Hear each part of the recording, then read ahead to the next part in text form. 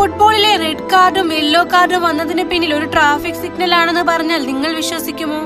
റഫറിമാർ കളിക്കാരോട് നേരിട്ട് സംസാരിച്ചാണ് മുന്നറിയിപ്പ് നൽകിയിരുന്നത്. എന്നാൽ ഭാഷ അറിയാത്ത വിദേശ താരങ്ങൾ ഉൾപ്പെടുന്ന മത്സരങ്ങളിൽ ഇത് പലപ്പോഴും ആശയക്കുഴപ്പം ഉണ്ടാക്കി.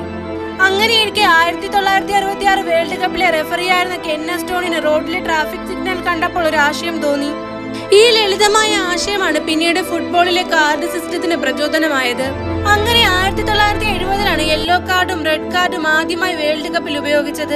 പക്ഷേ ഫുട്ബോളിൽ യെല്ലോ കാർഡിനും റെഡ് കാർഡിനും പുറമെ ഒരു ഗ്രീൻ കാർഡ് കൂടി ഉൾപ്പെടുത്തി.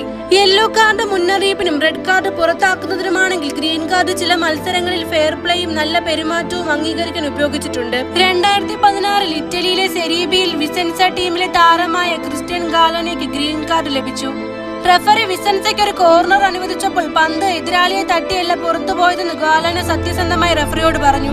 അങ്ങനെ തെറ്റായ കോർണർ തീരുമാനം തിരുത്തപ്പെട്ട് ഗാലോനയ്ക്ക് ഫെയർ പ്ലേക്കുള്ള ഗ്രീൻ കാർഡ് ലഭിക്കുകയും ചെയ്തു. പക്ഷേ ഗ്രീൻ കാർഡ് ഫിഫയുടെ സാധാരണ ഒഫീഷ്യൽ കാർഡ് സിസ്റ്റത്തിന്റെ ഭാഗമല്ല. ചില കോമ്പറ്റീഷൻസിൽ ഫെയർ പ്ലേ പ്രോത്സാഹിപ്പിക്കാൻ പരീക്ഷിച്ച ആശയം മാത്രമാണ്.